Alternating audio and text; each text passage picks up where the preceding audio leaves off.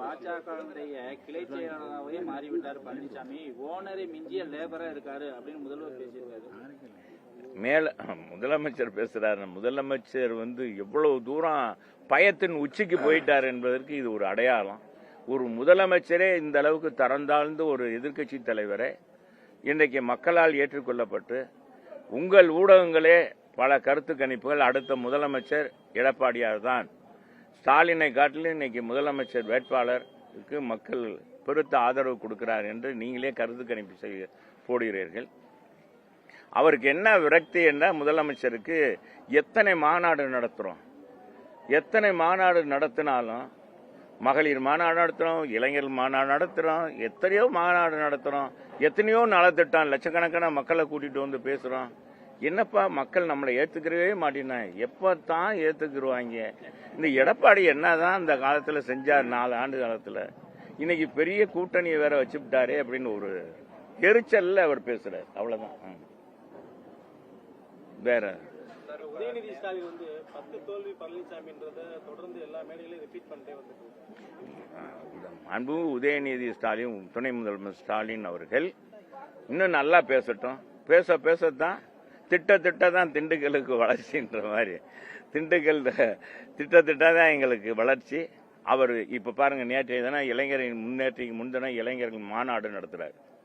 ஏன்னா லட்சக்கணக்கான இளைஞர்கள் கலந்து கொண்டார். இளைஞர்கள் முன்னேற்றத்துக்காக திராவிட ஆட்சி முன்னெடுத்து செல்லும் அப்படின்னு சொல்றாரு. நேற்றைய தினம் பார்த்தா, நேற்று தினம் அரசு தேர்வு ரத்து செய்யப்பட்டது. இதுவரைக்கும் தமிழக வரலாற்றில் இது போன்ற ஒரு தேர்தல் ரத்து செய்யப்பட்ட வரலாறே கிடையாது. பல லட்சக்கணக்கான இளைஞருடைய கனவுகள் இன்று நேற்றைய தினம் சிதறடிக்கப்பட்டிருக்கிறது. அதுல பேட்டி கொடுத்திருக்காங்க. இன்னைக்கு பத்திரிகையில சில பத்திரிகையில நான் காலையில படிச்சேன். அந்த பத்திரிகையில பார்க்கும்போது பல இளைஞர்கள், பல மாணவிகள் பாத்தீங்கன்னா குதித்து போயிருக்கிறாங்க. 5 ஆண்டுகளாக பரீட்சைக்காக தேர்வு படிச்சுக்கிட்டு இருந்தேன். இந்த தேர்வு திடீரென்று ரத்து செய்யப்பட்டது எனக்கு பெருத்த இடியாக, என்னுடைய வாழ்க்கையில் மிகப்பெரிய சங்கடத்தை சந்தித்திருக்கேன் என்றார். அதை காட்டிலும் ஒரு மணப்பெண் பேட்டி கொடுத்திருக்காரு. அந்த மணப்பெண் என்ன சொல்கிறார், எனக்கு 2 நாட்களுக்கு முன்பாகத்தான் திருமணமே நடந்தது. திருமணம் நடந்தாலும் என்னுடைய கணவரிடம், என்னுடைய புகுந்த இடத்திலும் நான் அவங்களுடைய அனுமதியோடு இந்த தேர்வில் நான் நல்லா பயிற்சி பெற்றிருக்கேன். எனவே இந்த தேர்வில் நான் வெற்றி பெறுவேன் என்று கனவோடு நான் பரீட்சை எழுதினால் வரும்போது என் கனவுவே சிதைத்து விட்டது இந்த அரசாங்கம் என்று அரசாங்கத்தை சாடி இருக்கிறார்கள். இன்னைக்கு உதயநிதி என்ன பேசி என்ன செய்ய?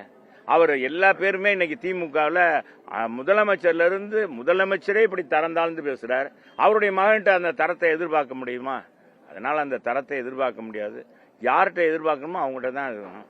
அதே இன்னொன்னு சொல்லுவாங்க, அவங்களுக்கு இந்த ஆசனை தெரியுமாண்டு. அதையெல்லாம் நான் சொல்ல விரும்பல. அவங்க உயர்ந்த இடத்துல இருக்காங்க, மதிப்புக்குரிய இடத்துல பதவியில் இருக்கவங்க இப்படியெல்லாம் பேசக்கூடாது. அவர் துணை முதலமைச்சருக்கு இன்னும் அரசியல் பண்பு தெரியல. முதல்ல அரசியல் பண்பை கற்றுக்கொள்ள வேண்டும். அவருடைய தாத்தாவுடைய பண்பையும் அவர் கற்றுக்கொள்ளணும். ஏன்னா அவர் இன்னைக்கு அந்த கட்சியினுடைய தலைமை, அந்த கட்சியை உருவாக்கி அவங்க கையில கொடுத்திருக்கிற பேரறிஞர் பெருந்தை அண்ணா அவர்கள் மாற்றான் தோட்டத்துக்கும் மல்லிகைக்கும் மனம் உண்டு என்று அவ்வளவு அருமையாக எதிர்கட்சிகளை அவர் சொன்னவர். அந்த சொல்லாடல், அந்த இது இருந்தது.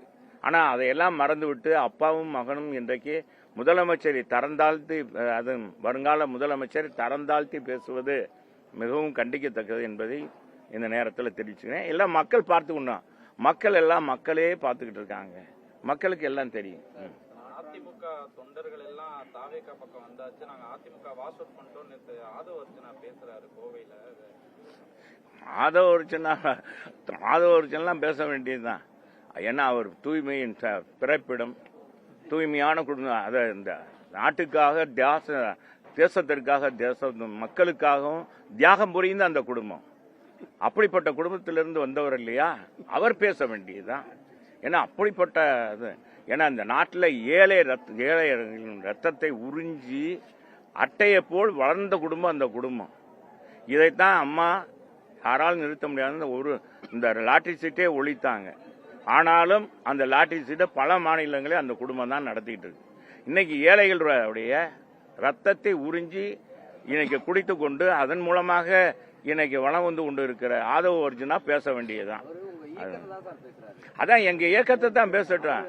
அவர் பேசுறதுக்கு என்ன தகுதி இருக்கு? எங்க இயக்க என்னங்க, அவர் தாவேக்காவை பத்தி அவர் என்ன பேசினாலும் அது ஒன்றும் கதை ஆக போறது இல்லை. நாளைக்கு என்ன ஆக போகுதுன்றது தேர்தலுக்கு பிறகு என்ன ஆகுன்றது இப்பவே உங்க கருத்து கணிப்புகள்லாம் சொல்லுது. எனவே நாங்கள் அதுக்குள்ள மக்களை பார்க்கின்ற எந்த மக்களை போய் இவங்க தலைவர் சந்திச்சாரு, இவங்க இந்த ஆதவ அர்ஜுனா எத்தனை மக்களை போய் சந்திச்சு யாருடைய நிலை என்னன்னு தெரியும்? என்னங்க தெரியும்? எந்த இடத்துக்கு போயிருக்காரு ஆதவ அர்ஜுனா? எத்தனை ஊர்களுக்கு போயிருக்காரு? சும்மா ஊடகத்தில் பேச வேண்டியது, நீங்களும் அதை கேள்வி கேட்க வேண்டியது, ட்விட்டர்ல போட வேண்டியது, இதுதான் அரசியலா? அந்த ரசிகர்கள் ரசிப்பார்கள். அவருக்கு விஜய்க்குன்னு ரசிகர் இருக்காங்க, அந்த ரசிகர்கள் ரசிப்பாங்க. மக்கள் ரசிக்கிறாங்களா? மக்களுக்காக என்னப்பா போராட்டம் பண்ணியிருக்காங்க? நேற்றைய தினம் இளைஞர்கள் உடைய வாழ்வை இந்த அரசாங்கம் சிதைத்து இருக்கிறது. இதுவரைக்கும் வரலாற்றிலே இல்லைங்க. டிஎன்பிஎஸ்சி தேர்வு வந்து ரத்து பண்ணதாக வரலாறே இல்லை. அந்த வரலாற்றை மாற்றி எழுதி விட்டாரே ஸ்டாலின் ஆட்சியில. இதை கண்டிக்கிறதுக்கு வக்கு இருக்கா? இது இவங்க இளைஞர்களுடைய இன்னைக்கு நாங்க நம்பிக்கை நட்சத்திரம், எங்க முதல்வர் தான் அடுத்த முதல்வர் என்று சொல்கிற இந்த தருதலை ஆதவ அர்ஜுனா என்ன செஞ்சிருக்கணும்? கீழே இறங்கி போராடி இருக்கணும்ல. களத்தில் போராடினாங்களா? வந்தாங்களா? வாங்கினே இங்க பாருங்கண்ணே, இளைஞர்களுடைய பெரும் வாழ்வு, லட்சக்கணக்கான இளைஞர்களுடைய கனவு சிதைக்கப்பட்டிருக்கு அப்படின்னு போராடினாரா? சும்மாங்க ட்விட்டர்லையும் இந்த மாதிரி பேஸ்புக்லையும் போட்டு உங்களை மாதிரி ஆளுங்க கேட்க விட்டு அவங்க பேரு தான் இன்னைக்கு செல்லூர் ராஜு ஆதவ அர்ஜுனா வஞ்சார், அதை திட்டுனார் அப்படின்னு இதைத்தான் போடுவீங்க. நாங்க மற்ற பேசுனதெல்லாம் விட்டுருவீங்க. நீங்க அதையெல்லாம் விட்டுருவீங்க. இதை மட்டும்தான் நீங்க பாத்தீங்கன்னா பிரேக் நியூஸ். செங்கோட்டை என்ன சொல்றாருன்னா, அதிமுக என்டிஏல 10ல ஒரு கட்சி, அது ஒரு கட்சியே இல்லன்ற மாதிரி சொல்லியிருக்காங்க. அது ஒரு கட்சியில இருந்து பதவி சுகம் அனுபவிச்சுட்டு அவர் சொல்றாரு. போன கட்சியில இருந்தவங்க சொல்லுங்க. அதாங்க, நான் அவரை செல்லாத நோட்டுன்னு செல்லாத காசுன்னு சொல்லிட்டேன். நான் ஏற்கனவே செல்லாத நோட்டு அவருன்னு சொல்லிட்டேன். எங்க பொதுச்செல்லான்னு சொல்றேன். செல்லாத நோட்டு 1000 பேச என்ன செய்ய? அது ஒண்ணு ஆக போறது இல்லை. அதை பத்தி எல்லாம் விடுங்க, அது கதைய. அதை போயிட்டு பேசிட்டு அவரை விஜய முதல்வர் ஆக்காம அவர் ஓய மாட்டேன் அப்படின்னு வேற சூளுரை கொடுத்திருக்காரு. எந்த நாட்டுக்கு முதலமைச்சர் ஆக்க போற? கல்லூரிக்கு முதல்வர் ஆக்கணும், இல்லைன்னா ஏதாச்சும் முதல்வர். சும்மாங்க கிழமை என்ன பேசினாலும் சரி. அவர் போய் இனிமேல் இந்த ஆளு கிழமை இந்த செங்கோட்டையனுக்கு வயசு என்னங்க? இனிமேல் இவர் போய் எந்த நாட்டில் போய் என்னத்தை போராடி என்னத்தை விஜயை கொண்டு வந்து இப்படிப்பட்ட ஆளெல்லாம் இவெல்லாம் என்ன செஞ்சு? இவெல்லாம் தூய்மையின் பிறப்பிடமா? இவர் என்ன தூய்மையானவரா? ஏங்க, இதெல்லாம் நான் எங்கிட்ட இருந்தவர். நாங்கள் அவரவே நாங்கள் பல்ல குத்தி மூந்து பார்க்கணும்னு நினைக்கல. ஏன்னா அவர் செங்கோட்டையன் ஒரு காலத்தில் எங்கள் காலத்தில் இங்கே இருந்தவர். அவரை பற்றி நாங்கள் பேசுவது இப்போ எங்களை பேசுவது. ஆனால் அவருக்கு தெரிய மாட்டேங்குது பாருங்க. அவருக்கு தெரிய மாட்டேங்குது. போயிட்டு சும்மாவும் இருக்காம ஏப்பா நீ அங்கேயே அவங்க ஏத்துக்கிற மாட்டேன்றாங்க, நீ கிளவை நீ பேசாம இருக்கியா அப்படின்னு தள்ளி விட்டுட்டு போயிடறாங்க. அப்புறம் எதுக்கு நீ இது மாதிரி பேசுறதுனால செங்கோட்டையனை ஏத்துக்கிற போறாங்களா? விடுங்கப்பா. நீங்க ஏங்க, எங்களுக்கும் டைரக்ட் ஃபைட்டு திமுக தான். நீங்க தேவையில்லாம திசை மாற்றி செங்கோட்டையன் ஆதவ அர்ஜுனா இப்படி பேசி நீங்க இதை மாத்துறீங்க, திசை மாத்துறீங்க. இந்த ஊடகங்கள் நான் தயவு செஞ்சு கேட்கிறேன், தயவு செஞ்சு இனிமேல் அவங்கள பற்றி என்கிட்ட கேட்காதீங்க, தயவு செஞ்சு கேட்காதீங்க. எங்களுக்கும் திமுக கூட்டணிக்கும், அண்ணா திராவிட முன்னேற்ற கழகம் தலைமையிலான கூட்டணிக்கும் திமுக கூட்டணிக்கும் தான் நேரடி ஃபைட்டு, நேரடி போட்டி. புரட்சி தலைவர் படத்தில் எப்படி எம்ஜிஆர் நம்பியாருக்கு இதாக இருப்பாரோ அதே மாதிரி புரட்சி தலைவரும் வீரப்பாவும் சண்டை போடுவாங்களோ அது மாதிரி எங்களுடைய இயக்கம் இன்னைக்கு கருணாநிதியா, ஒரு காலத்தில் கருணாநிதியா புரட்சி தலைவராக இருந்துச்சு, இப்போ கருணாநிதியா அம்மாவா இருந்துச்சு, இன்னைக்கு ஸ்டாலினா அண்ணன் எடப்பாடியாரா. இந்த நிலை தான் இன்னைக்கு இருக்கு. இந்த நிலையிலிருந்து மாற்றம் இல்லை. இதை தவிர வேற எது போட்டாலும்